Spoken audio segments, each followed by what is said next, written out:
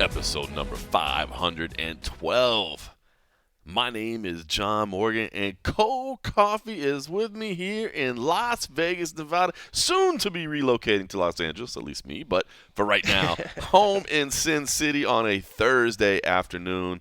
Had a little family in town yesterday, so it kind of blocked up my schedule yesterday. My dad was here on business. My stepmom was here along with them. And so, you got to take those rare opportunities. You can't be like, hey, guys, I don't only see you like once a year, but I got this podcast going on, man. Yeah. So, can you just hang out and I'll be back in a little bit? Sorry, we got to go knock that out. So, no, couldn't do that, obviously. Got to hang out. Obviously, they want to see their son, but they want to see their grandson as well. So, we had to go do the family thing. And now we shift the attention back to mixed martial arts. I was originally planning on making it out to L.A. today, but unfortunately I had a couple different things pop up along the way, actually, including the family being here. So I will actually fly out tomorrow, be there for ceremonial weigh-ins, and then for UFC 311, which we will certainly be breaking down because there's a lot of big things happening in the world of MMA this week. But first, before that, can I just say,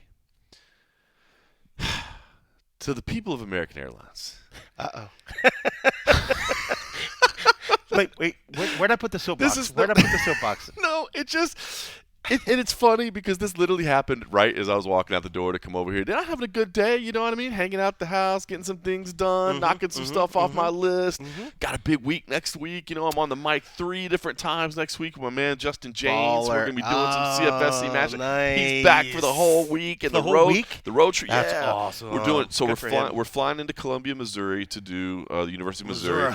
And then what we decided to do, it's about a 6-hour drive down to Little Rock. So rather than go get on a plane. We're just like, why don't we just road trip it down to Little Rock and then road trip it back up so we can all just kind of hang out and, shoot the shit a little bit on the way and talk strategy and whatever. Weather going to be good on the road? No, it's going to be cold. Cold. Cold's one thing. Shitty weather is another thing. I haven't looked. I hope it's not snowing or anything. That's the only thing you got to worry about is if you get snow. Well, that's the plans for now. If it snows, we might decide to get on a plane. So Justin James, he's going to do all 3 of them. He did such a great job last time, and awesome. We had some schedule slots available, so I'm looking forward to working with him. Things are going good, and I'm all right. I gotta go see my man Cold Coffee. Let's talk a little. We got PFL to talk about. We got Global Fight League to talk about. We got UFC 311. I'm excited. And then I get an email from American Airlines. Uh-oh. And it's meant to be good, but the subject matter as I see in my inbox, happy anniversary, John. And I'm like, happy anniversary? Oh. All right. I didn't even know it was. Open it up. And it says, happy 27-year American Advantage anniversary. Wow. You want to make somebody feel old. Yeah. Not just tell them that that they're 27 years old. Or they've spent 27 years flying with one airline. Immediately I was like, I am old enough to have an American Airlines Advantage number that's 27 years old. And it just ruined me, bro. I'm like, man, I am Your old. airline number could have went through college and now has kids of its own that are going through airline school. Have I ever told you my advantage number is 1? right? Crazy, wow. man. But so anyway, that was not so bad. It's not so bad, but I get it's a nice thing to just say happy anniversary. But at some point, maybe just don't put a number on it anymore. Yeah, thank you for another anniversary and all the years of service. Your 5th year, maybe even your 10th year is fine. But you're going to start sending me these things. I'm going to be feeling old quick. Well, that's fun. I guess at this day and age, they're trying to do anything to make people feel like part of something. Yes. Like we're really happy that you're here. Please come back because we keep changing the rewards every year. We make it harder. But, hey, we're going to send you that email that says thank you for being here longer than your kid's been alive. Oh, my gosh. It's crazy, man. What's funny, speaking of airline, your mom – I love your mom to death. She sends random texts, and the other day, I think it was just to me. I'm sorry that you got. No, it's fun. It's awesome because it was because I had bitched about Frontier Airline, just joking with Habib, the whole Habib situation. So I was like, well, this is another reason I won't fly Frontier because obviously they don't watch MMA, you know. And your mom writes me, and she's like, "What's up with this shit and Habib and the way the airlines treat them?" That's amazing. Yeah, so I love it. I love it. So it's funny when you brought up an airline. I was like, I forgot. I was like, I don't know if I told Morgan his mom hit me up. That's Talking about Habib and the airline, which that was a whole crazy situation. Granted, we saw that one video clip. Right. Frontiers came out and said we didn't do this. You didn't see the other part where right. Habib wasn't responsive. Now, if that's true. If a stewardess comes up to you and asks you, can you do this, and you do not respond, that is not how you want to handle that situation. Right. From the video standpoint that everybody saw, Habib says, I told the woman yes. I said yes. I don't know if that was after not responding for some time, and then she already was like, okay, well, I can't deal with this. We're gonna have you move or something. So, but still, it was take it with a grain of salt. But yeah. And listen, I'm a massive Habib fan as a fighter, as a person, as a role model, as all those things. But we all kind of lose our temper sometimes. I've definitely almost gotten arrested in an airport before. Yeah. I mean, and that's just if anything, if it is something where it's like because people can be on bad moods, we're on a plane or whatever. But if you sit in certain areas, you know that the obligations you have to respond. So if he did not respond, I can see why the stewardess maybe thought something. I mean, I still think she could have. Even if he had been non-responsive, it's like, and then he starts responding. At that point, just be like, exactly. Yeah. Well, sorry, I've already made my decision. You have to leave out of that seat. Yeah. I'm responding to you, ma'am. Can we stop? Can we just get this plane going? You know what I mean? That's when it feels like it's too much. You know what I mean? Like I said, if he refuses to say anything at any point, then you got to be like, yo, I'm sorry. Like, you just have to tell me yes, and you can sit there. And if he's like, shakes his head at you. But even with the video that showed him leaving, I mean, like, he was polite. He was like, he went and he did his thing. Obviously nobody's happy to get asked to leave a thing. So even if he didn't do whatever, at the beginning, he still handled the part that we all saw perfect, as good as you can handle. And I feel like at that point, she should have been able to walk it back and be like, so we're okay now? Like, we're all on the same page? Like, it was like at that point, that was like seemed like that was the supervisor. Right. And at that point, the stewardess isn't even there. Like, at that point, it's like, can't the supervisor go back and be like, okay, he says he's good. Can we move on? And I listen, and again, I know that I've lost my temper sometimes with delays and cancellations and stuff, but I mean, that job does suck, and I'm not trying to give them any. I mean, I'm not trying to give them to say that it's okay for them to act certain ways, but like they get yelled at like all day, every day. I'm sure, man, for stuff that's not really in their control. You know, so that was a wild situation though, and I love that everybody's just like, why were you on Frontier in the first place? Yeah, you know what I mean? Like, what's going on? He did that because wasn't it because he was trying to like fly with the team or something? Like, I'm he sure was showing solidarity or something. I didn't hear. Is that what it was? I mean, I thought there was some like it definitely makes sense. Yeah, like, I mean, I thought the guy next to him looked very like Russian Dagestani or something, I'm stereotyping him. I'm profiling. But I mean, they all have certain beard styles that you can kind of tell who they are. This is true. I'm like, Well, he did get up and leave with him at the same time. So did he? Yeah. Oh, well, see there. See, you remember that part now? That's exactly what you meant. Well, no, the part of the video I saw was just Habib when he got up and left, and then I stopped watching. So maybe there wasn't a longer video or something. Yeah, but Habib is that guy. I'm sure that's what I never heard the reason why he was in Frontier. I just heard the jokes, but I'm sure that's why it is. That's who Habib is. Like, it's not like Habib could fly private if he wants to. You know what I mean? He could do whatever, but he just doesn't spend money like unnecessarily, and he's going to be with the team in solidarity. So, and I mean, like Frontier, I mean, like if you don't have a bag or whatever, like it's cheap as shit. Like when I looked at, like I was looking at a price in a flight the other day with no baggage. Obviously, they wanted to charge for the carry-on, whatever, but it was like $200 and some bucks. Yeah, I looked at a Southwest, Delta, all these other ones, and it was $500. Like, if you can fly a quick little trip, if it's short, like I flew. There was a Cage Warriors event in San Diego. Yeah, and I flew Spirit down there. It was, I mean, I was just going for the night. I was like, didn't need to bring a bag or anything. Like, just brought toothbrush and some toothpaste. You know what I mean? Like, I didn't have to. Everything I had fit in a briefcase, right? It was like $40 round trip. Yeah. And like, I didn't pick a seat because like I like to sit on the aisle. But if it's a 40-minute flight, down from Vegas to San Diego, like whatever, I'll take a middle seat. You know what I mean? Do they charge you for your little carry-on? You can take a briefcase. Okay. As long as it fit. If it's a normal size carry-on, you get one personal item. You don't get a carry-on, you get a personal item. So that was the personal item. The briefcase was good enough as a personal item. So that's good. In that situation, they charge you for that. So that's new. That's good for me. They definitely do. I did. But if you have to fly like cross country or something, like their seats are insanely uncomfortable. And I did fly Spirit one time just because. It was a CFFC trip, and I think it was like Milwaukee maybe, can't remember where we were, but it was somewhere where like the American Airlines flight was insane. Like my flight was gonna be like $1,200 or something. I'm like, dude, I'm not gonna do that. Yeah, I was like, well, I'm not gonna do that. That's international, right? And it was a domestic flight. That's crazy. So Spirit was a cheaper one, so I was like, all right, I don't normally like to fly Spirit this far, but let's go. I'll take Spirit. And dude, they were very aggressive about like even my rollerboard bag that has literally been with me on, I don't know, 1,000 planes or whatever. It's seen some things, right? It's seen a big chunk of those 27 years that I've had at an anniversary. But they were like, sir, that's not you got to pay for that. I'm like, it's a carry-on bag. And they're like, see if it fits in the little holder. And sure enough, bro, it was like, it fit, but they were like, see how it's touching the sides? They're like, you can't touch the sides like that. And I was like, it's a rollerboard bag that's been a carry-on all over the world with multiple airlines, and you're telling me this isn't a case? They were trying to charge me, and finally they were like, the guy was like, all right, this time, he's like, I see so next time that is not a standard. You have to pay for that. I was like, what? And like, there will be no next time, sir. Exactly, right? No, the first time and only time, sir. So, but other than that, for little short ones like Spirit or Frontier, I feel like Frontier is a little bit better than Spirit. I've never flown either one. I've heard decent things, just like what you're saying. Like it's cost effective, but I've also heard that from people that are used to getting things on planes and used to not have to deal with like all the little a la carte shit that eventually adds up to like a regular ticket anywhere else or something, have said that they're like, I'm not sure if I'm gonna fly, but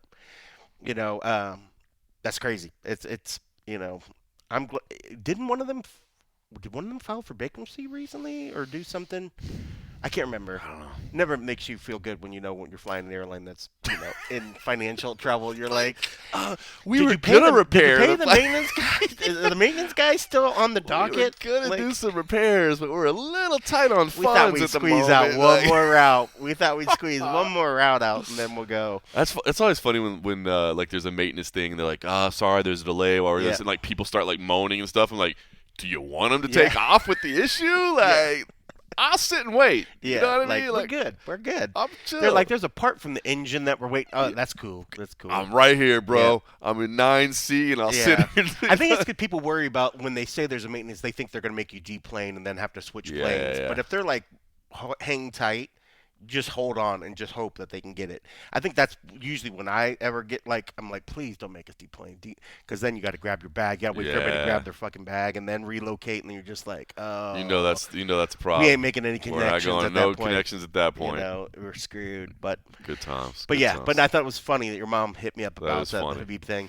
Your mom stays on that the fighting shit. She's on it, man. She called me up the other day. She'll keep like a list of things of like questions to ask me, but she doesn't necessarily write all the details down, and I'm not sure if she realizes how many fights I'm watching. You know what I mean? So she's just like, hey, let's see, I got my notes here. She's like, there's that one where the guy was on top and he hooked the legs and rolled over, and I'm like, what? That could be all the fights at some point. I think it was funny. That was like the last time I talked to her. She caught herself. She's like, yeah, that doesn't help. I gotta write more. That's but she does. She watches it's funny. My mom. It started as just keeping up with what we were doing, just so she knew what her son was doing. Yeah. But through just watching it, she had her favorites, and she became fans. Yeah, and she likes it. So it's good. Yeah. Hopefully, I get to see her soon. I want to take her to one of the wrestling events that we're. That'd be awesome. So. Yeah, my mom's involvement with the MMA was she was happy when the UFC gave me a job. She's like, I like this. This UFC sounds great. I remember my brother and sister like, it's a big opportunity. She's like, okay, cool. I took them to one event in like Nashville, and they went and they watched the whole damn thing. And then I don't think she ever asked me to watch another one after that. I think she was like, okay, I understand what it is. We're good. I'm happy you have a job. I'm happy you have a job. Go UFC. That's it. And we don't really ever talk about it. That's great. She's not one. She doesn't follow the same path as your mom. Oh, that's funny, man. Yeah, it's pretty funny. Well, maybe we'll get her watching the PFL this year, right? Big changes. Big changes. Obviously, we're going to talk about UFC 311. She was going to be a big Bellator fan, but then we told her that Bellator's gone, but the champions are still champions. Okay. All right. Let's get into this. Okay. Had a chance to watch the town hall. Don Davis and Mike Heck. Mike Heck does a great job over at MMA Fighting. Don Davis, kudos to him, honestly. This is the second time he's done this town hall Q&A. I like it, to be honest with you. I know a lot of people have ragged on him for it and talked trash about it, but I think it's cool that he's coming out and really just saying, ask me any question, whatever you got, let's talk about it. And there were some things that he kind of steered around. It's like, I don't know. And I think that's fine. I mean, it's fair. Like, he's like, look, if we're talking with other partners, we wouldn't really want to reveal all that. So I get it. That's okay. Yeah, especially like one of the questions was like, what don't you like about the PFL? Right. It's like, bro. Yeah. He's like, you think you're going to get an answer from the guy behind the like Dana? Tell me what you hate about the UFC. Yeah. What's the worst part about the UFC? What's the worst fucking part about the UFC? Yeah. With respect, I'm not going to answer that. Yeah, that was that, and there was another one about like, have you discussed a trade with the UFC and Dakota Ditcheva? And he was like, look, even if I had, I wouldn't tell you that because I want to be able to have those. Those are private conversations that you want to be able to negotiate. So I get it. So anyway, I give, even though a lot of people rag on Don Davis, I like him. And to be honest, man, I feel like he is shooting straight, and so I like it. But so let's talk about the changes. I mean, first of all, if you've listened to the show at all, we've been telling you about this for quite a while, so it was no surprise whatsoever. First of all, we told you when they first acquired Bellator exactly what was going to happen with it. They would run it for a year, and they would get rid of it. That played out exactly as we told you. And then we were talking for the past couple weeks and maybe even months that we had heard, season structure was going away, and it was going to be tournaments only. Obviously, the news did come out that it's no longer $1 million prize. It's a $500,000 prize. Hopefully you heard where we explained how that's not exactly accurate either, that it's a $500,000 bonus and you can still make more than $1 million over the course of the season. I think people were kind of talking trash about him for that when I thought that was a little bit unfair. But bottom line is, as far as the tournaments go, I think it's a good idea. I was one of the weird ones that, I said all along, and I'll stand by it because it's the way I felt. I felt a weird sense of coolness or liking looking at standings. Like, it was something about just, here's a list, and it's, you look at the UFC rankings and you go, and then so you go, well, but who's voting on it? What's their criteria, et cetera, et cetera. This was essentially a ranking. That's what standings are, right? They're a ranking of positioning, and there was no gray area. It was based on points, and now maybe the gray area was, how do the points work? I don't know. You know what I mean? But I actually liked the standings aspect of it. But I will admit that the regular season, it didn't have as much kind of just like meaning to it, right? You know what I mean? Because you're like, well, you can lose that fight, still making the tournament, you're good. When it's a tournament and it's single elimination, it's do or die, it's win or go home. It's way easier to follow. And I do think, the PFL did deserve some of the criticism they got for how are these regular season matchups being done? Because it sure looks like there's some favoritism being played in here, right? That's the biggest part, and I think that carries over a little bit to the selection of who's going to make it into the tournament. Well, I am interested in that too, and that's probably my – so tournaments, regular season gone, good thing. Can we all agree? Yeah. That's probably a positive, right? And I like the tournament because it's 64? Well, there's 64 people total, but not a 64-man tournament. It's 8 weight classes. So they added weight classes. Different? So they added weight classes because it used to be 6 per year. Now they're doing 8 per year. So they're adding weight classes. So that's a good thing. More opportunities. It's an 8-man tournament or woman because there's a female division as well. You got to win 3 times, right? You got to win 3 times over the course of the year. It's April, June, and August, I believe, is the months that they've selected. So it's not spread out over the course of the whole year, but it's spread out over the course of 4 or 5 months or whatever. But I think the tournament, I feel like it's a positive change. It gets rid of the meaningless, quote-unquote, regular season matchups. Yeah. No, we started to run into situations where, like, they fought a guy in the regular season, and based on the playoff seeding, they fight the same guy. Like, you'd have a rematch. Yeah, like, that I happened just saw times. This fight. Like, I don't want to see this again. Yep. So that eliminates that. Not this that is you a won't, one and done, right? One and done. So not that you won't see it over multiple years, but if I see a fight in February of 2024 and then I see it again in August of 25, like, I'm okay with that. You know what I mean? So I feel like that aspects of it's good. But you touched on it right there. And he talked about it today, Don Davis, about seeding, and they'll use like the records, and it'll be understandable. He said, it'll be kind of easy to see who's number 1 and 2, and easy to see who's number 7 and 8, because they'll have less experience or a less stellar record or whatever. But he kind of alluded to, we'll see how it all plays out with like who's 3, 4, 5, 6, whatever. I'm kind of interested to see how they do that because they did get criticized for having kind of favorable selection process, and I don't want to see that. They always quote Fight Matrix. I don't know why that's his website of choice. I mean, it's an old website, but it's been around forever. he always quotes them, I guess, because they're one of the ones. Because Tapology really just does like regional rankings. They don't do. Well, I think they can do overall. I don't know, but I think it would be really easy to just use a website and use their rankings. I'm just curious to see how they do that. Either that or I kind of like the idea of like a draw, like almost like a World Cup draw. You know what I mean? Where like you're pulling out of pots, and maybe you have these are your top 4 and these are your bottom 4, like kind of the same way the World Cup does. Like, here's your host pot, here's your A pot. You know what I mean? Like I don't know, like I thought that would be like content as well, and maybe some. So I don't know. I mean, because in terms of like a bracket where that fills out, if you're able to add a sense of chance in there, I think it ramps it up. Because you take out. Still, if it's a matter of where they sit is based off of this lottery, if you will, but you still have this pool, and I think if the pool is set, and you have your thing, a lot of people might easily say, okay, well, this guy's going to go here, this guy's going to go here. But if you just take it instead and take out, instead of the rankings, once you're in this, you're just a pool of athletes that can get placed anywhere. Yep. Not if you're the number 1 guy coming in, doesn't mean you automatically get to fight the number 8 guy like you see happen in a lot of other tournaments. Because then everybody tries to work so hard during what would have been like the preseason to rank up to a certain thing. But if you're getting rid of that whole sort of preseason ranking that takes you in and that you're leading the thing, you have to have something that makes it, maybe more unique and not necessarily fair. Because if you're taking an arbitrary point to say, okay, now we're taking this guy right here who's obviously the number 1 guy, and we're going to stick him in here, and they want, but if you put a little bit of chance, and then you could have maybe who could have been the number 1 fight the number 2, and that gives the number 8 guy a real legit chance to go somewhere. See, I think that would be interesting about it too, because you hit the nail on the head, right? Like why are playoffs seeded in major sports? Well, you want to reward people over the course of the regular season. So like you worked hard, you earned the top spot, so now you get to bye in football, or you get to face the number 8 seed, you get to face the weakest team. But for fighting and wanting people to tune in, do I care about 1-8 and 2-7? I'm like, well, I already know those 2 guys are gonna. I mean, anything can happen in fighting, right? But if you look at it, it's that's how most people are going to see it. They're going to why am I going to watch the number 1 guy fight the last guy in the thing? Because they already know that he's moving on, is what they're going to assume.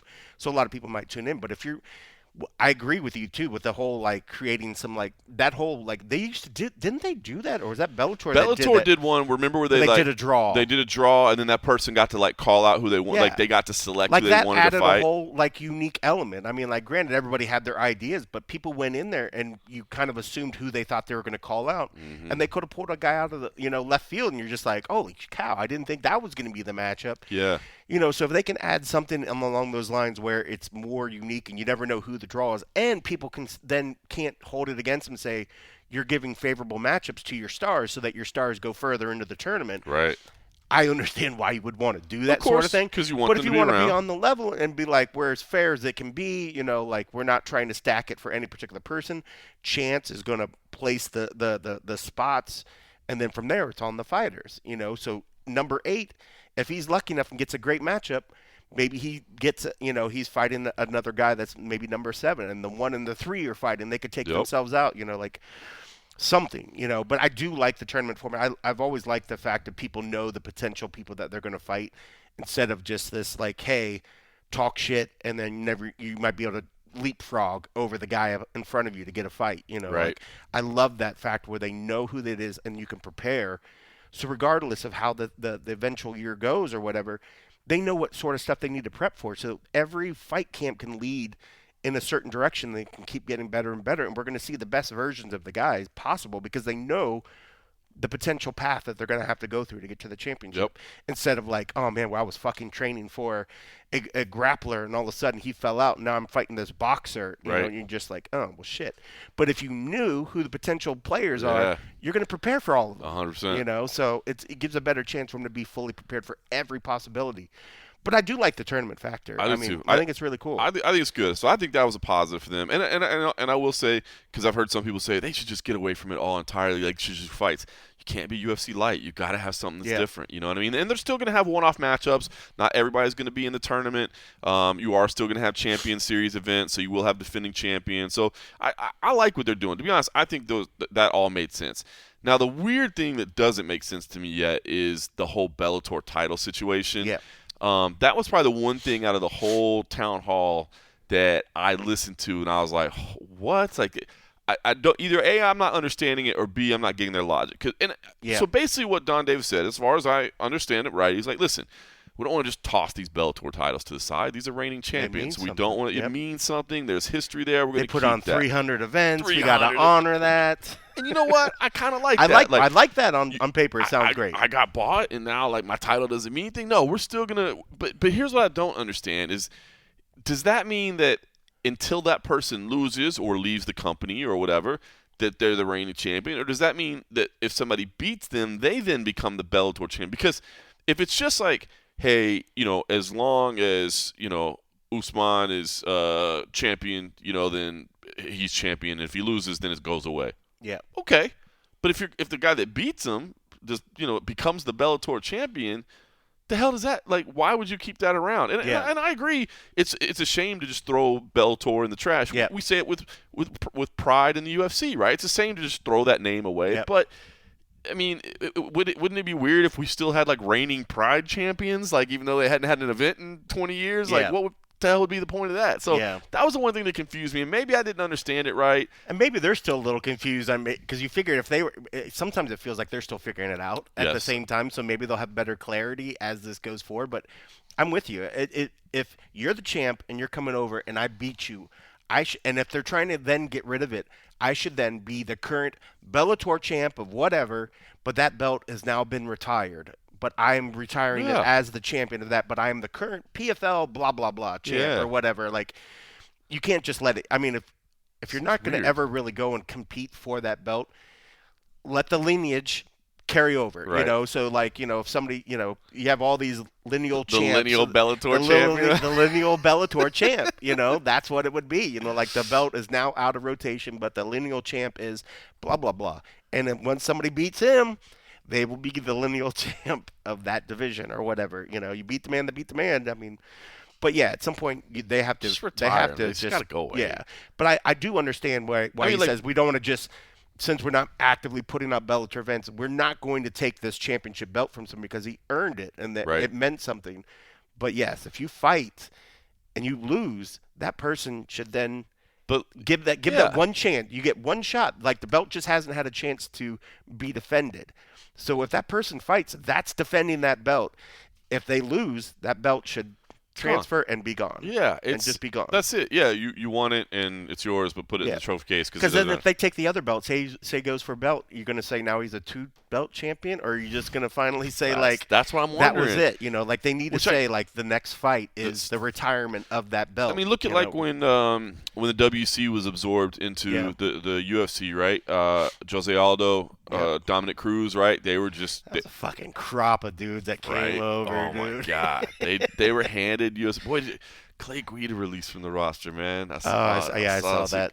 I love that. I mean, guy. I get it. I mean, I'm not surprised. But I love that guy. Yeah, man. I mean, like I think he looked and he talked to all the game like, dude, I'm still good to go. I knew he's been talking about like he knew the end was coming at some point, but he was still fighting at a high level. But that last fight, it was still like vintage Clay, but you definitely felt like the ceiling had been hit. Yep. And Dana's always been the point where, I get rid of guys when they can't go any further, And as much as Clay's always going to be a fan favorite, absolutely. By cutting him now, maybe it gives him a chance to actually transfer and fight somewhere else while he's still in fighting ability. Yep. But yeah, it's always sucks to see these guys that help build up the sport, that we've been watching for years and years. I mean, it's crazy.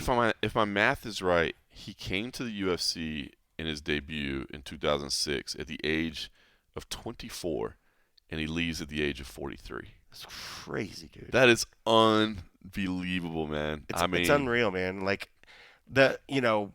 whatever you want to say about, guys that should be in the Hall of Fame because of what they've attributed, and there are all these defensive belts and blah, blah, blah. There's some cats that just, out of just like love for these dudes, you want to see them get recognition in some form. Right now, he'll live forever in just, videos and us talking about him and his records and stuff. But you would like some of these cats that have given so much to the sport for so long. There should be a fucking longevity award. Well, that's why I was so happy that he went in for the fight with Diego Sanchez. That that's right. I like that. That's why I like the fight wing, because guys that the entirety of the career might not be worthy. Like, I do think Jim Miller's longevity deserves a Hall of Fame spot. I forgot about that. But I can see why Clay Guida, you would say, okay, hold on, man, he's not Hall of Fame worthy because of the record, and I get it. But that is pretty spectacular. So I'm glad that he was that he's in the Hall of Fame, at least one way, because that career is just. And by the way, nicest dude ever. Like, literally all class. I mean, you can't beat that guy. So I was ashamed to say that go. Yeah. I mean, by the way, speaking of Diego Sanchez, I have not seen it yet. The Dark Side of the Cage. I'm a fan of that series already. After one episode, I saw the Kimbo episode. I have not seen the Diego Sanchez. It debuted last night. Since I was spending time with family, I didn't get a chance to see it. But it focuses on the history with Joshua Fabius, so that will definitely be an interesting story. Wow. You might have Vice TV and not know, because I'll be honest with you. When this thing came out, I wasn't sure I was going to be able to watch it. I think I have Vice. Yeah, I have it on my Direct TV. So just search for. So whatever you watch your TV on, search for Vice TV, because you might have it and not realize that you do. But I'm anxious to see this episode, because obviously that was a very bizarre chapter. Dude, because I remember. It's funny. There's certain memories of like my time in the UFC that stick out. And Clay, when he fought and beat Anthony Pettis, that was June of 2011. That was a month after I started. And I remember going there and watching it and thinking, like, everybody was talking all this about how Anthony Pettis. And I remember watching Clay when he did, like, open workouts, rolling on the mat, and he was so confident. And I was like, man, I wonder if this guy is going to be able to do it. And then he was able to get that win. And I'll never forget that. That was fucking 20... That's fucking 13, 14 years ago. 13 and a half years ago. But I remember that fight, though. It was crazy. Pearl totally at the Palms. Dominated him. Pearl at the Pearl at the Palms. Yeah, because we used to have that crazy, like, the workout rooms are in these little teeny rooms upstairs. And I remember we would take either this one elevator in the back of the venue to get up and down, and it took forever. Or you'd try to take the stairs, and then that was like a nightmare doing that. I remember trying to do some like interviews, post-fight interviews in like the stairway or in like the back of the venue, and it was just so loud and noisy. And I just remember thinking like, this is crazy, because it was like literally the second month that I worked there. But I remember this fight. I'll never forget this fight, because I remember everybody was like, this Pettis kid's gonna like walk through him. A lot of people did. I remember thinking, like, I think this is a tougher fight than people realize. Yes. And it did. It certainly played out that way. It certainly did. That was that was wild, because here was this hot shot kid from the WEC and had his UFC debut ruined, right? And yep. Obviously bounced back to perform okay after that. He did okay. He did okay. Anthony Pettis did all right. Ended up claiming the title, man. It was a fun era, man. It's just that's what it feels like. When I see guys like that, when Arlovsky left, when Cerrone left, when Guida left, like, again, guys that you literally have been covering, their story and their saga for 20 years. It's crazy to see him go, so. Yeah, and another end of an era, man. It really is. I guess last thing on PFL, I think they're making some good changes. I'm interested to see what they accomplish. We will see the next show, the Bellator, the Road to Dubai Championship, whatever that thing is called. It's going to be on Max. Then they'll announce new distribution after that. So that event will be next weekend. That's a big event. It'll be fun to watch. So still plenty to come. Still no news on whether there will be U.S. distribution of the international cards, which I think is something they have to get addressed. If they're trying to create awareness, they've got to get the product seen here in the United States. So that's something that's got to happen. But I mean, look, they're making changes. You know what I mean? And they're trying to move forward. They're trying to develop. And like I said, I know people like to kick on Don Davis, but I like the fact that he's out there talking about it, man. He'll put himself out there, and I think is pretty open and honest. You got to respect that. I do, man. You got to respect it. I really do. Before we get into UFC 311, I guess we got some news with the Global Fight League as well. We now know where the team bases will be, and we know the managers, and we saw the addition of Ray Longo there. Vanderlei Silva as a manager. I like a little bit more than the idea of him potentially being a fighter, along with Rafael Cordero. Cain Velasquez and Javier Mendez coming together to represent Dubai. Luke Barnett, haven't seen him in a while, man. Good dude. Always used to enjoy chatting with him. And Carl Prince together for London. Lyoto Machida is around with Andre Pedneris for Sao Paulo. Thiago Alves and Conan Silveira for Miami.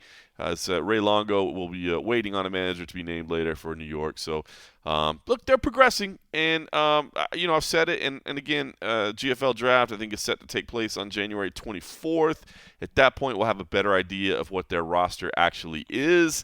I would caution that all these names that have been signed, as far as I know, aren't all going to fight and compete for them. It's going to depend on who gets drafted. So it's a big list of fighters that they've been. Big list. It's huge. It's big. And look, again, I do wish we don't have a TV deal announced. The finance of it all still concern me quite a bit, but I guess you have to give them the benefit of the doubt in what they're trying to make work. You got to, respect people. I like.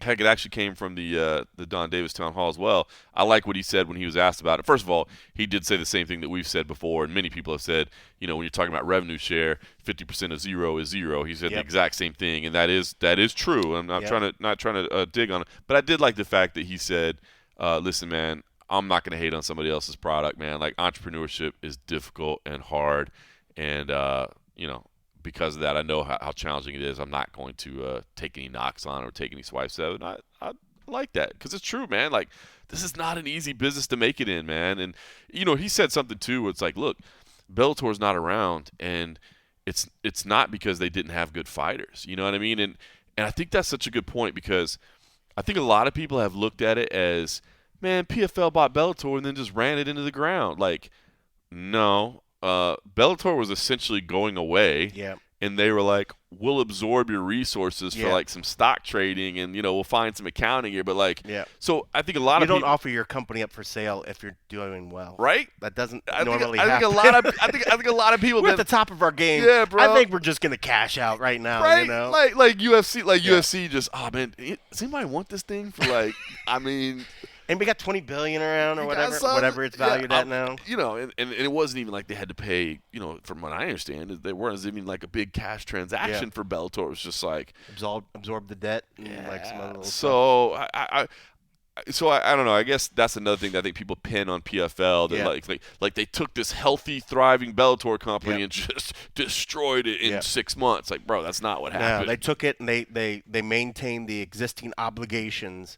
And then from there, that was the question. That's what we always wondered what was going to happen, and now we see what it is. Yep. They lived up to what they said they were going to do. You know, they said we're going to keep it going. We're going to do what we have to do, and then we'll see what happens. We'll see. And now we're seeing. You see, it's not working. But GFL, like I said, I at least like those names, man. I mean, that's a pretty cool list of names. Yeah. Vanderlei Silva, Ray Longo, Thiago Alves, Lyoto Machida, Luke Barnett, and Cain Velasquez. That's cool, man. Yeah. That's some cool names. Will we see Holly Holm go there, or do you think she's going to do the karate combat boxing thing? I bet she goes karate combat boxing. I thought so too. Yeah. That's the first thing I thought. I was boxing for sure. Boxing for sure. I think she wanted to get back to the boxing, but I was like, I literally was thinking like, is she going to go GFL? And I was like, I would see her getting karate combat, like trying to make a play first. Right. But I could also see where boxing's like, you still got this in boxing. Yep. And I mean, she's got great hands. I mean, I think if you could ask any MMA fighter that has legit boxing, do you want to have to defend grappling? Do you want to have to defend kicks? Or do you want to just go out there and trade hands? Let's trade hands. I think they'd be like, let's trade hands. All day long. All day. And we can get some money, you know? Do you think, just imagine Jake Paul saying reaching out, a little, what do you call it, a peace leaf or whatever, saying, hey, come over here. Hey, Dana, we're going to take care of her like you couldn't take care of her or something, just to fucking, use that or something. Yeah. I mean, because they're putting on all kinds of fight cards. I would not be surprised if she ends up on one of their fight cards. I wouldn't be surprised either. Yeah, you're 100% right about that. She's a legit former champ. I mean, she's still got with ties. With real name value. With real name value, and that Jake could use it to just throw some fucking salt on Dana. That's what makes it especially. That makes it especially, tasty for him. Oh, man. Well, be interesting to see how that all plays out. All right, so a lot of things happening in the world of MMA, but of course, UFC 311 is at the very height of it all. Listen, man, I've been talking about it. I actually got a chance to host UFC Unfiltered with Matt Serra. Talked about it there. But, man, I'm just pumped up for this. I will be out there tomorrow. I haven't followed the LA Fires as much. It seems like it's still raging on, right? Yeah, I'm gonna look it up right now. But I mean, I know that it's way away, and I mean, look, I feel like everybody's kind of getting back to normal or whatever. I mean, the NBA is running that sort of thing, so I don't know. I still feel, if I'm being honest, a little weird about going out there. But if it's happening, then I'm gonna head out there. I did watch the 60 Minutes piece on it. It was just, as of Thursday morning, the Palisades fire is 22% contained, up from 19% early Wednesday. Eaton fire was 55% contained, up from 45 early Wednesday. So they're making way, but still to hear that it's 22% at this point, like, what the fuck? It's gonna be weird. Yeah, well, yeah. And because the winds have been blowing like crazy out there. And I know everybody's saying it's been blowing like the opposite direction, so like we haven't been getting it here. Right. Like normally if there's a big fire in LA, we smell it here. We smell it and see it. Yep. I haven't felt like we've done that. So it's easy for us here to forget it because we don't feel it like we normally would. Right. But out there, I can't think how it would be like just to, how do you become comfortable and just start moving on with your day-to-day knowing there's a raging fire that is still not even fully contained out there? And two major ones, like, I guess at some point you can't sit in your house and just worry and watch the news. You got to kind of move on, but that's bizarre, dude. It is weird. It's bizarre. It is a little bit wild. So the best I can tell, I mean, Intuit Dome is right by LAX, and so the fire is I think 20 miles northwest. It's not right around it. And by LA traffic times, that's like 5 hours. That's like 8 hours. You're never going to get there, so they're good. Yeah, you know how long it takes to get from LAX to Santa Monica, bro? Like, you're terrible, dude. I know, that's a terrible joke. Oh man, it is funny. LA traffic is a bitch. So anyway, I'm heading out there. But I am fired up, man. These two title fights to me. Did you mean to say that? Wow. Wow. I just caught myself. Yeah. Didn't even think about it. Yeah. It was just funny because I just heard. I was like, oh man. I am excited. There you go. There you go. Very excited to get out there for these two. Oh, that is terrible, man. I know. Because it sounds like we're making fun of something that's awful. No, it's just, but yeah. I just watched that 60 Minutes piece. It's just like, man, did it just come out? It was last Sunday, so it was like kind of after the first week. It's just sad, man. Just like to lose everything, man. Like it was following this one guy, and he was in tears, like just walking through his property. There's nothing there. He's like, we just built this, you know what I mean? It's like now you got no and then house. You heard about a lot of California like insurance companies drop people. That's crazy. Like forcibly drop, and they were just like, we're stopping coverage. Like weeks before or months or something like that. Like that's just heartbreaking. It's just, and your house has, and I know people talk, it's just stuff or whatever. Like it's all your stuff, like your clothes, literally anything you've heirlooms, that anything could be passed you've down. ever saved. It's like I've lived my entire life and I now own nothing. Nothing. I literally own nothing, man. Like that. Oh man, I can't imagine. It's heartbreaking. So, yeah, definitely don't want to make it seem or making light because what these people are going through, and it's a lot of people going through it. I know people are like, it's a lot of wealthy people. It's not all wealthy people, man. It says it's burned, according to this stat from the LA Times, it's burned, the Palisades alone has burned 23,000, almost 24,000 acres, the Eaton fire, 14,000 acres. And this is not just acres out in the middle of nowhere. Like, these are acres, they're hugely populated areas.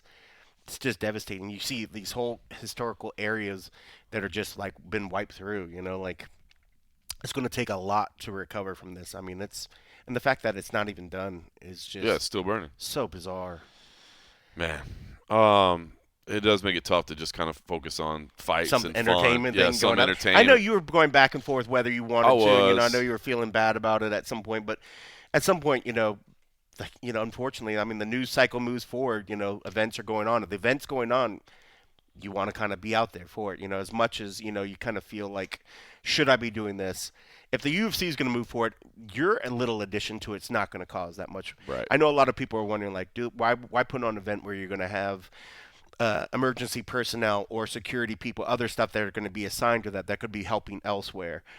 But I would say to that, the people that are handling the fire shit, that are needed to be handling the fire shit, are handling the fire shit. Right. It's the people that aren't needed to that would be handling the other stuff. that are going to be doing this sort of thing. You know, if there's somebody that their main goal and their main skill set is dealing with fires, that person is not going to get reassigned to handle a UFC event or handle any sort of entertainment event, you know. So at least that's what I tell myself. Could I be wrong? Sure, but I have to believe that the people that are putting in and assigning these people, they're assigning the right people to the right places. Like, I don't think they're going to be losing sleep that there's an event going on, because they're going to already be putting everybody on it. But people need to have work. People need to have jobs. People need to have entertainment. People have to have everything. So I did. You know, I did. I struggled with it a little bit, but ultimately I decided, you know what, if they're going on, and it's not as if, you know, so when COVID happened, right? Yeah. When COVID came back, I had zero doubt in my mind that I needed to be in Jacksonville for that. But that, to me, was because this is an unprecedented time in our history and in our generation. And to me, this is incredibly newsworthy 100%. To be on the ground as a journalist covering it. You know what I mean? Like, so the first sport they started opening back up. You know, and Dana's proud as hell to bring it up, and he should be. We should be. I mean, like, what they did was newsworthy. Yeah, I mean, 100%. So it's funny. Like, that one, I had zero doubt in my mind that I was going to be there, that I needed to be there, that my job responsibility entailed me being there. This one has been a little tougher, where I'm just like, dude, are you just taking away resources? But like you said, I mean, things are going on. You know what I mean? It's not the only game in town. Like, if like every other league was shut down, but the UFC was like, we don't care, we're doing it, I might be like, I don't know if I'm going to support that. But it's just one of everything. So I'll be there. And I am excited for Islam Makhachev versus Arman Tsarukyan and Murad Dvalishvili versus Umar Nurmagomedov. I think two of the best title fights you can put together right now. Two of the most well-rounded. Let me hear. I watched all the media day yesterday. I came home last night after hanging out with my family, and I watched the replay of everything. A lot of good interviews. A lot of confidence, man. I thought everybody did a good job there. I mean, the champ the co-champ, I guess, has to start out the pick strong, right? You know what I mean? I started this year shitty already. That very first event, I did not do so good. Oh, really? That last event, I'm like at the bottom of the barrel right now. But I think that's how I started last year. I started like garbage, and then I just build up. Opening days behind us, and now we get to the big event. I mean, you know, I was like, as a reigning multiple Amanda times, Hebus. I picked Amanda Hebus. I did too. That was wrong. You know, and then I'm trying to think of some of the other ones that I was just like, it made sense. I was like, oh, yeah, I'm going to keep momentum going, and just like, but it's the fight game. Yep. Anything can happen. Yep. And so when I looked at the record, I think it was like 1-4 or something, or 1-5. I was like, what the F happened? Look, man, the reigning multiple-time champion was still kind of partying a little bit during the off season. You know what I mean? Wasn't really getting ready for opening day. I didn't stay focused. You know, I got caught up in the hype, and then I was like, what am I doing? But yeah, because I picked Ponzinibbio. That's the one I picked, right? I picked Al Hassan. Al Hassan, he was winning until he got knocked the fuck out. That was such a great fuck. Oh, that knockout was so scary. Yeah. Like the fact that he was down for so long. And I swore I picked Kopylov, but I think at some point I was just like, I can't keep picking against like Extreme Couture, because these dudes are like right across the way. And I love Curtis, man. He's just a hilarious dude. I love fucking talking to him. But Kopylov looked really fucking good. So yeah, and then was that the last one? Oh, and I picked Bashi. Yeah. And that was wrong. Ooh, C-Rod's tough, bro. And the prospect killer. The prospect killer. Maybe I just bought the fucking hype. I bought the hype, and I think Bashi still has a really bright future. He's got a bright future. I just think the biggest thing I took out of that, and I talked about this on the and a half episode, what I felt watching Bashi was that, like, he's been so dominant on the regional scene that, like, he just thought, I'm going to be able to go out and impose my will on C-Rod. It's like, you have got to set up your entries a little bit better. You've got to mask. Yeah, he was frustrated. And then he was just blindly trying to get in there. And so, if I know that you're shooting, then my hips go back. I sprawl. You know, I'm going to knee you in your head when you go down. And Christian nailed it perfectly. But that's the biggest takeaway is I still think Bashi is going to be really good.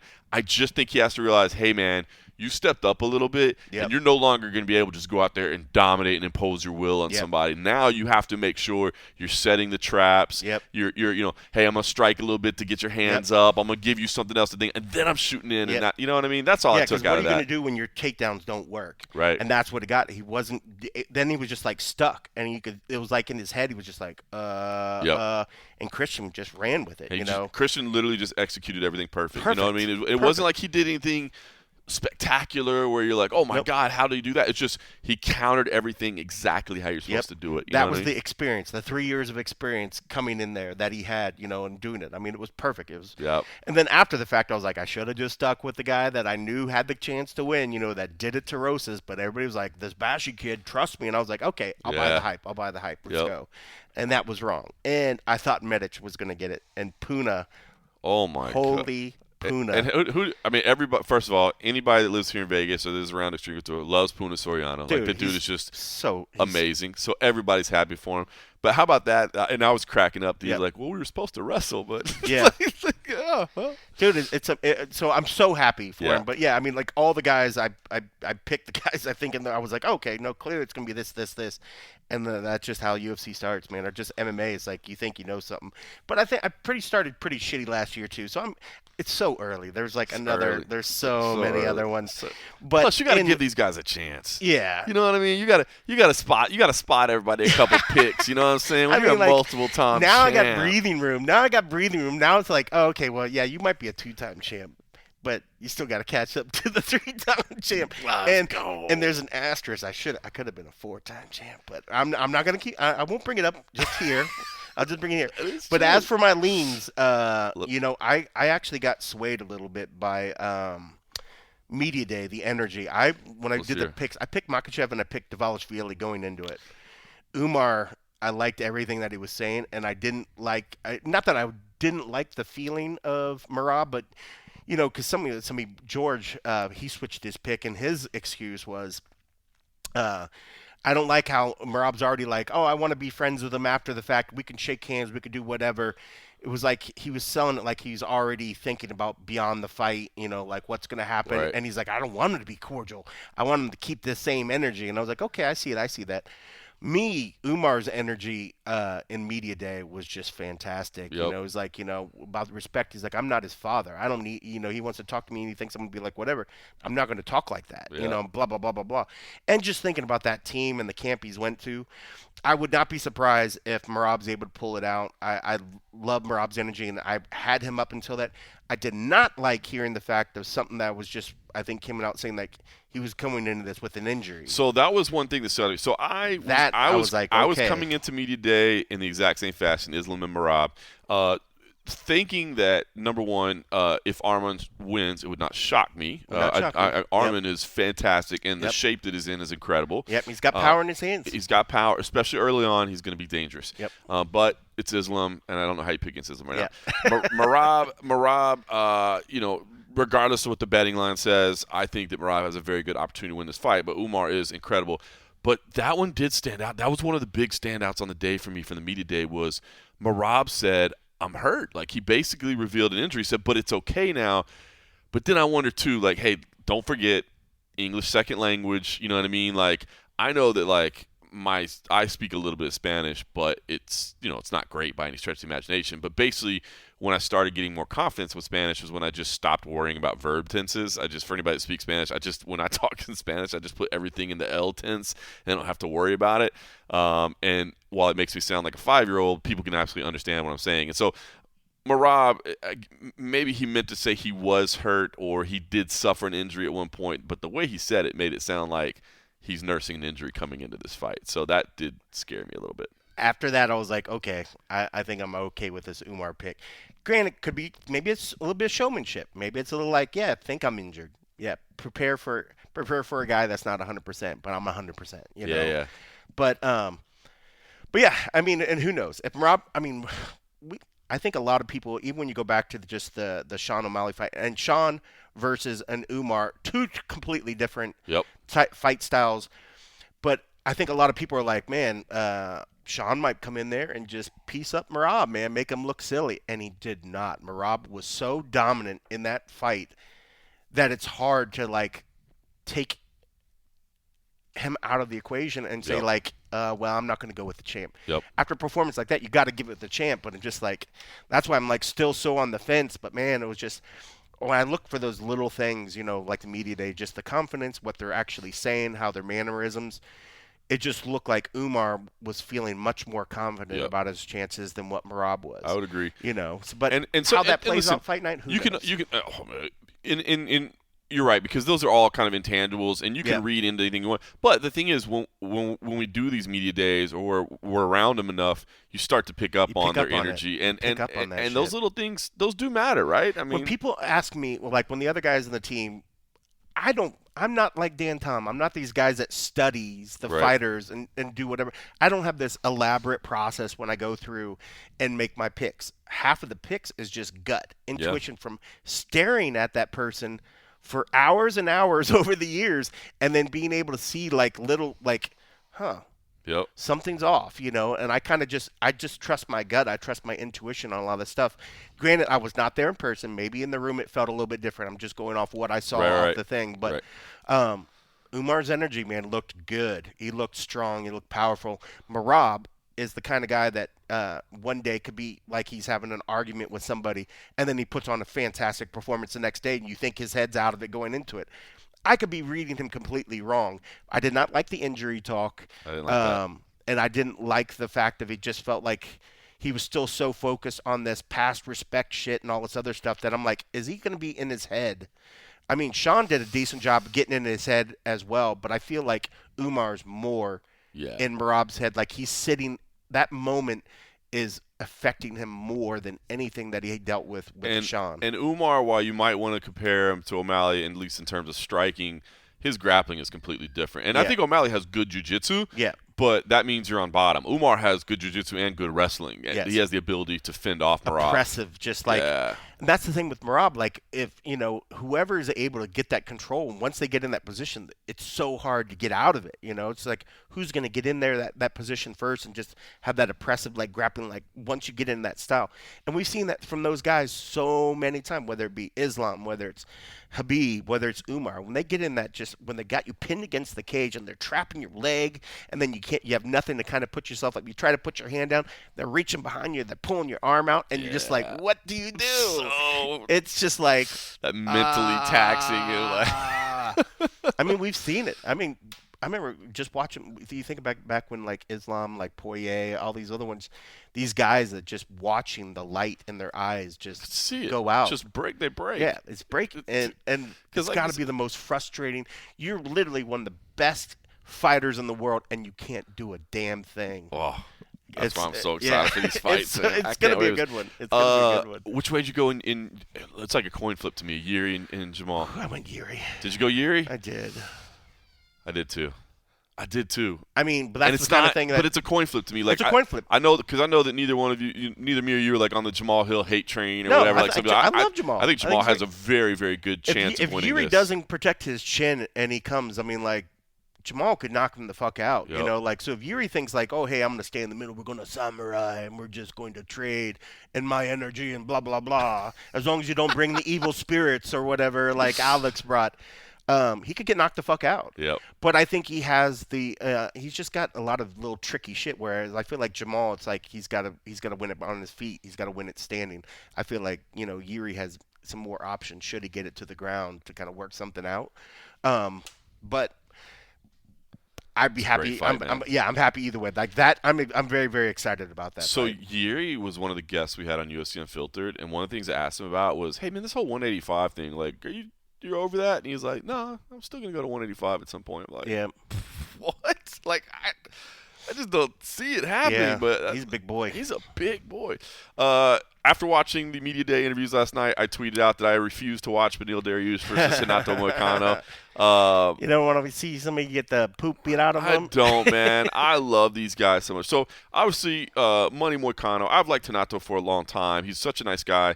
It was so nice to see him finally start to get his due as of late. And obviously, I've gotten to call some fights with him, and he's absolutely hilarious. And I just love the guy. And, look, I don't know how accurate his economic evaluations are, but he sure as hell seems to know what he's talking about, bro. He's all. There's 20 million Bitcoin that's already been mined. There's only 21 million possible. Right. So after that threshold, there are no like extra fees and stuff for once it gets mined. Then it's just transactional fees. Right. So then you have the people that already have control of the Bitcoin that are going to be controlling the market, and then he wants you want the American government just to buy in, so pay exorbitant amounts just to buy these things that are a limited amount, just because, like. I don't know. Why? It's over my head. All that little cyber shit. MMA, I get some of the. Yeah, I get some of the things about it. I am a professor of mixed martial arts. When it comes to that stuff, man, I'm like, if they think that the cyber, the whole, Bitcoin market can't be manipulated by outside forces, is just fucking ridiculous. Right. Everything can be fucking manipulated. But these guys are bought into it. But yeah, I don't think.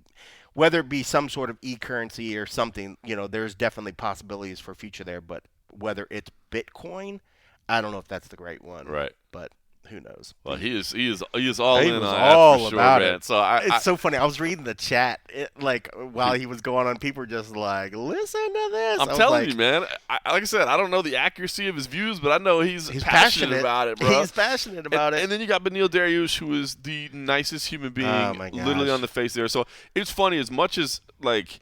I was talking to Eric McMahon earlier this week, and he's like, "Is that the fight you're most excited for?" I'm like, "It's the fight I'm least excited for, dude. Like, I don't want to see one of these guys lose, man. Like, I hate that one." They're so funny. Who'd you go with that one? I think went Hanato. Yeah, I went with Khan on that one as well. And then Kevin Holland versus Rainer de Ritter. This is tough, right? Because, dude, this one is so hard to me because. Yeah. If you tell me, I might change my vote. If you tell me that Kevin Holland has agreed to refuse to let this fight hit the ground, and he is sprawling and brawling all day long, then he wins the fight. Yeah, but he does weird stuff. Yeah, he doesn't follow game plans. Yeah, I think I end up going RDR, and I'm not even completely sold on that dude. I think he came with a lot of hype too, and I think we definitely saw some holes in his games. But Holland's he's just does some weird shit sometimes. I never know what we're gonna get. Right. But I hate picking against him. And that's one that maybe depending on how they look on weigh-in day. Maybe I'll try to do a pick, but I might just say fuck it at this point. I'm already shitty in my last place spot, so I might just ride it out and just Look at you. You're pulling a Matt Erickson in week 2 of the season, bro. Like. And then it's the come from behind, for the 4th title. That'd be even better if I could just say, hey guys, remember when I started 1-5? Remember when I spotted you guys all of January? Remember that? I just gave you guys January. I only took 11 months out of the year, and I still beat your ass. I like that. I like that. Oh, man. All right. Well, listen, I think it's going to be a fantastic pay-per-view, a great way to get the pay-per-view schedule underway for 2026. 26? How about 2025? I'm jumping ahead already. Yeah, you already gave me the title again, and then we're moving to the 2026 already. Let's go. Oh, man. All right, listen, I will be out in LA. Like I said, I'm heading out to LA tomorrow. I'll be there for ceremonial weigh-ins, and then, of course, we'll do the and a half episode from Los Angeles, and then I'll fly back on Sunday morning. And then I'm out next week. I would encourage everybody, if you can, check out CFFC Match Day. We are doing Arizona State versus Missouri on Wednesday, Oregon State versus University of Arkansas Little Rock on Friday, and then a special Sunday matinee edition of CFFC Match Day with West Virginia and Missouri on Sunday morning, and then I'll fly home Sunday night. And then the following week, I'll be back out to Philadelphia for CFFC 139. Bilal Hassan puts his flyweight title on the line. So a lot of stuff coming up soon. As I said, Justin James will be with me all next week on the wrestling, and we'll figure out how to do the pod. Maybe it ends up being a me and Justin James thing. I don't know. Maybe we'll collaborate on something like that because we'll be on the road all week. Like I said, we fly out Tuesday morning.